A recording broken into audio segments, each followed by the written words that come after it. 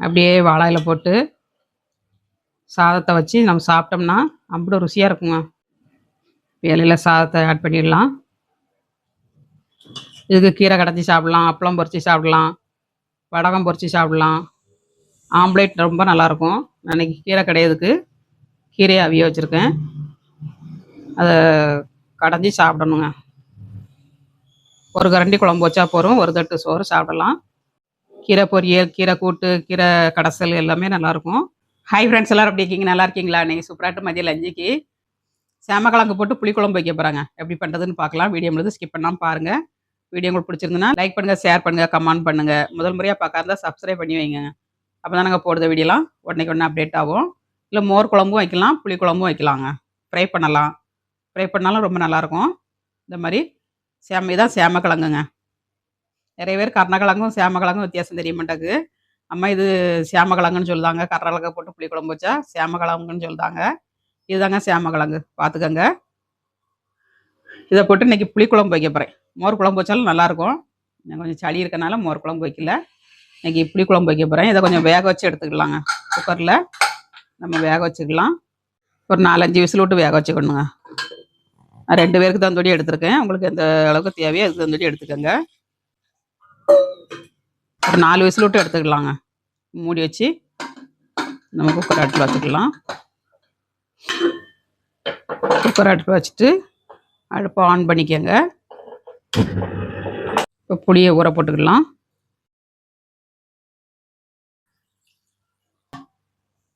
சின்ன லெமன் சைஸுக்கு இந்த அளவுக்கு புளி எடுத்துக்கோங்க, கரெக்டாக இருக்கும். இப்போ மசாலா அரைச்சி எடுத்துக்கலாம். கிழங்கு அவிச்சிருச்சுங்க, எடுத்துக்கலாம். நல்லா அவிஞ்சிருச்சுங்க. இந்த மாதிரி நல்லா குழைவாக அவியணும். அவிஞ்சாதான் குழம்புல போட்டால் நல்லா டேஸ்ட்டாக இருக்கும். கருணக்கிழங்கு வந்து ஊறல் எடுக்குங்க. இதுக்கு புளி கொஞ்சம் அதிகமாக கரைச்சாச்சுன்னா போகிறோம். வலுவழுப்பு தன்மை இருக்காது, வலுவழுப்பு இருக்கும்.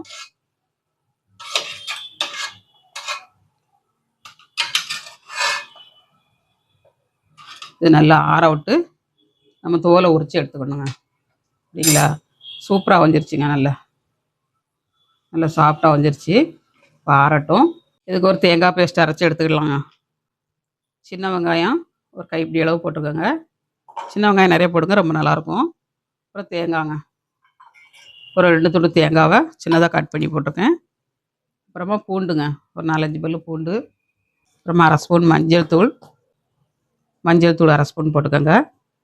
அப்புறமா ஜீரகம், குழம்பு மிளகாத்தூள் தான் போட போகிறேன். அதனால் காரம் கம்மியாக போட்டுக்கோங்க.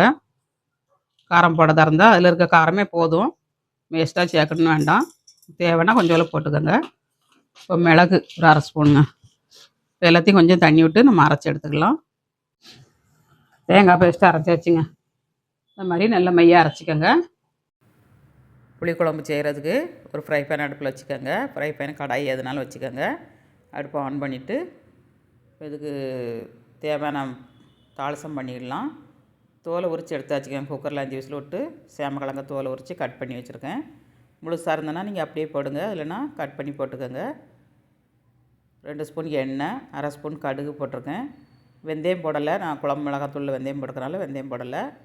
வெந்தயம் தேவைன்னா ஆட் பண்ணிக்கோங்க. வரமல்லி வரமிளகாத்தூள் போடாத இருந்தால் வெந்தயம் போட்டுக்கோங்க. இதில் ஒரு கைப்பிடி அளவுக்கு சின்ன வெங்காயத்தை நீள சைஸில் கட் பண்ணி போட்டிருக்கோங்க. போட்டு கொஞ்சம் வதங்கினதும் நம்ம கருவேப்பிலை தழை போட்டுக்கலாம். எல்லாம் நல்லா ஃப்ரை ஆயிடுச்சு. கண்ணாடி பதம் வந்தால் போதும். தக்காளி ஒரு தக்காளிங்க, இதை ஆட் பண்ணிக்கலாம். தக்காளி பழமும் ஒரு பழம் போட்டிருக்கேன். இதில் கொஞ்சம் உப்பு ஆட் பண்ணி நம்ம வதக்கி எடுத்துக்கலாம். உப்பு ஆட் பண்ணியாச்சு. கொஞ்சம் நல்லா வதங்கட்டும். நம்ம இது கூட மசாலாவை ஆட் பண்ணிக்கணுங்க. வரமிளகாத்தூள், வரமல்லித்தூள் எல்லாமே நம்ம கொஞ்சம் வறுத்து போட்டோம்னா அந்த குழம்பு டேஸ்ட் ரொம்ப நல்லாயிருக்குங்க. இந்த தாளசத்துலேயே போட்டு நம்ம டேஸ்ட்டாக வறுத்து போடணுங்க, சூப்பராக இருக்கும். அது இல்லாட்டி இங்கே தனி மிளகாத்தூள், தனி வரமல்லித்தூள் போடுறதுனால அதையும் வறுத்து போட்டுக்கோங்க. இந்த குழம்பு மிளகாத்தூள் நம்ம ஒரு லைட்டாக சூடு பண்ணி வறுத்து தான் போட்டிருப்போம். அப்படி இருந்தும் கொஞ்சம் வறுக்கணுங்க. வறுத்தா தான் அந்த குழம்பு வந்து நல்லா டேஸ்ட் கொடுக்கும். இப்போ காரம் கொஞ்சம் கம்மியாக இருக்கனால கொஞ்சம் காரம் போட்டிருக்கேன் நான். ஏன்னா குழந்தைகளுக்கு நம்ம பவுட்ரு பண்ணும்போது கொஞ்சம் காரம் கம்மியாக தான் போட்டு திரிப்போம். நான் குழந்தைகளுக்காண்டி திரித்தேன். அதனால் காரம் கம்மியாக இருக்கனால கொஞ்சம் வரமிளகாத்தூள் ஆட் பண்ணியிருக்கேன். உங்களுக்கு காரம் கரெக்டாக இருந்ததுன்னா நீங்கள் வரமிளகாத்தூள் போட வேண்டாம். இப்போ வரமிளகாத்தூள் ஒரு ஸ்பூன் போட்டிருக்கேன். இது கூட வந்து நம்ம குழம்பு மிளகாத்தூள் ஆட் பண்ணிக்கலாங்க. தக்காளி எல்லாமே நல்லா வெந்து மசிஞ்சு வந்துருச்சு. ஒரு 2 ஸ்பூன் குழம்பு மிளகாத்தூளுங்க. இதையும் போட்டு இதிலே ஃப்ரை பண்ணி வச்சோம்னா அந்த குழம்பு வந்து நல்ல டேஸ்ட் கிடைக்குங்க. ஃப்ரை பண்ணி பாருங்கள். எண்ணெயிலே போட்டு கொஞ்சம் ஃப்ரை பண்ணிங்கன்னா அட்டகாசமாக இருக்கும் டேஸ்ட்டு. நிறைய பேர் வந்து குழம்பு மிளகாத்தூள் அரைச்சி அந்தாலும் அப்படியே எடுத்து போட்டதாங்க. அது கொஞ்சம் பச்சை வாடை அடிக்குங்க. இந்த மாதிரி கொஞ்சம் வறுத்து போடுங்க, சூப்பராக கிடைக்கும் டேஸ்ட்டு. அப்புறம் மறைச்சி வச்சு தேங்காய் பேஸ்ட்டை நம்ம ஆட் பண்ணியாச்சு. இதையும் இந்த எண்ணெயில் போட்டே வறுத்துக்கணுங்க. நம்ம தனியாக போட்டு அரைக்கிறதா இருந்தால் 5 காஞ்ச மிளகாய் போட்டுக்கோங்க. அப்புறம் ஒரு 3 ஸ்பூன் 4 ஸ்பூன் வரமல்லி போட்டுக்கோங்க. 1 ஸ்பூன் மிளகு, 1 ஸ்பூன் ஜீரகங்க எல்லாம் போட்டு வறுத்து இறக்க நேரத்தில் நம்ம தேங்காயும் போட்டு அதிலே ஃப்ரை பண்ணி நம்ம அரைச்சோம்னா அதுவும் நல்ல டேஸ்ட்டாக இருக்கும். அந்த மாதிரி பண்ணி பாருங்கள். நான் தேங்காவை வந்து இதிலே போட்டு வதக்கிட்டேன். நல்லா ஒரு 5 நிமிஷம் வதக்குனீங்கன்னா அந்த பச்சை வாடெல்லாம் போயிடும் தேங்காயில். இப்போ நல்லா வதங்கிருச்சு. புளியை கரைசலை ஊற்றிக்கிடலாம்.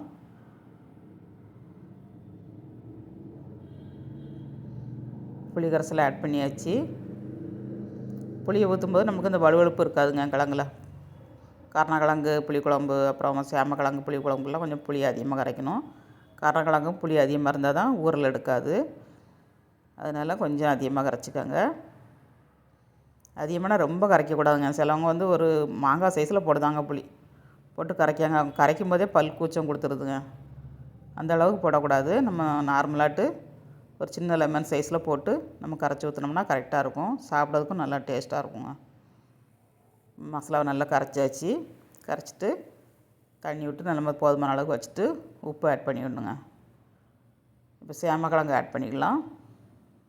சேமக்கிழங்கு வந்து இந்த மாதிரி கட் பண்ணி வச்சுருக்கேன். இதை ஆட் பண்ணிவிட்டு நம்ம உப்பு ஆட் பண்ணி நல்லா கொதிக்க விட்டுறணுங்க.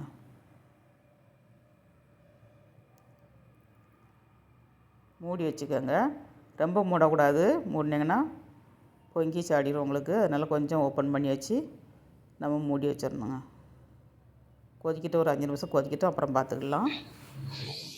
புளிக்குழம்பு நல்லா கொதிச்சிருச்சுங்க. சேமக்கிழங்கு புளிக்குழம்பு ரெடி ஆயிடுச்சு. ஒரு 2 நிமிஷம் சிம்மில் வச்சுட்டு நம்ம அடுப்பு ஆஃப் பண்ணிக்கலாம். சூப்பரான குழம்பு ரெடிங்க. ஒரு 2 நிமிஷம் இருக்கட்டும், நம்ம ஆஃப் பண்ணிடலாம். குழம்பு கொதிச்சிருச்சான்னு பார்க்கலாங்க. நல்லா வா சூப்பராக வந்திருக்குங்க. அப்படியே மல்லித்தழை தூவிட்டு நம்ம அடுப்பு ஆஃப் பண்ணிடலாம். சூப்பரான சேமக்கிழங்கு புளிக்குழம்பு ரெடிங்க. அப்படியே சாதத்தில் ஊற்றி சாப்பிட்டோம்னா அவ்வளோ ஒரு டேஸ்ட்டாக இருக்குங்க. பார்த்தீங்களா? அப்படியே புளிக்குழம்பு ஒரு பிளேட்டில் சேவ் பண்ணிக்கலாம். ஆறுனா இன்னும் திக்காகுங்க உங்களுக்கு. வெந்தயம்லாம் போடக்கூடாது. வெந்தயம் வந்து நம்ம குழம்பு மிளகாத்தூளில் போட்டு அரைச்சிருக்கோம். அதனால் வெந்தயம் ஆட் பண்ணாதீங்க. வெறும் வரமிளகாத்தூள் வரமல்லி தூள் போடாத இருந்தால் வெந்தயம் ஆட் பண்ணிக்கோங்க. ரொம்ப வெந்தயமாக இருந்தால் கசப்பு தன்மை கொடுத்துருங்க.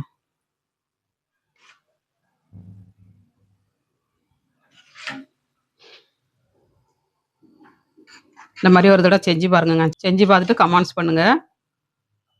சூப்பராக கிடைக்குங்க உங்களுக்கு. எம்மி எம்மி புளிக்குழம்பு ரெடி. வாங்க சாப்பிடலாம். சாதத்தோடு வச்சு சாப்பிட்டு பார்க்கலாங்க. அப்படியே வாழையில போட்டு சாதத்தை வச்சு நம்ம சாப்பிட்டோம்னா அவ்வளோ ருசியாக இருக்குங்க. இலையில் சாதத்தை ஆட் பண்ணிடலாம். இதுக்கு கீரை கடைஞ்சி சாப்பிட்லாம், அப்பளம் பொரிச்சு சாப்பிட்லாம், வடகம் பொரிச்சு சாப்பிட்லாம். ஆம்லேட் ரொம்ப நல்லாயிருக்கும். அன்றைக்கி கீரை கிடையாதுக்கு கீரையை அவிய வச்சுருக்கேன். அதை கடைஞ்சி சாப்பிடணுங்க. ஒரு கரண்டி குழம்பு வச்சா போகிறோம். ஒரு தட்டு சோறு சாப்பிடலாம். கீரை வந்து அடுப்பில் வெந்துக்கிட்டு இருக்கு மதிய லஞ்சுக்கு. இது வெந்ததுக்கப்புறம் அரை வச்சு நம்ம அரைச்சி சாப்பிடணுங்க. கீரை பொரியல், கீரை கூட்டு, கீரை கடைசல் எல்லாமே நல்லாயிருக்கும். சாப்பிட்டு பார்க்கலாம். சாதத்தை சாப்பிட்டு பார்க்கலாங்க. டேஸ்ட் எப்படி இருக்குன்னு. நல்லா சுட சுட இருக்கு. சேமக்கிழங்கு ரொம்ப நல்லாயிருக்கும். மோர் குழம்பு வச்சாலும் நல்லாயிருக்கும். லைட்டாக ஊற்றி சாப்பிடணுங்க. புளிக்குழம்பு, காரக்குழம்புலாம் லைட்டாக ஊற்றி சாப்பிட்டீங்கன்னா, அந்த குழம்போட டேஸ்ட்டே தனியாக இருக்கும். நிறைய ஊற்றி சத சதன்னு சாம்பார் மாதிரி பேசக்கூடாது. புளிக்குழம்புக்கு வந்து லைட்டாக தான் ஊற்றி சாப்பிடணும். சூப்பராக இருக்குங்க. கிழங்கு நல்லா சாப்பிட்டா வந்திருக்கு. கிழங்கோட சேர்த்து வச்சு சாப்பிடலாம்.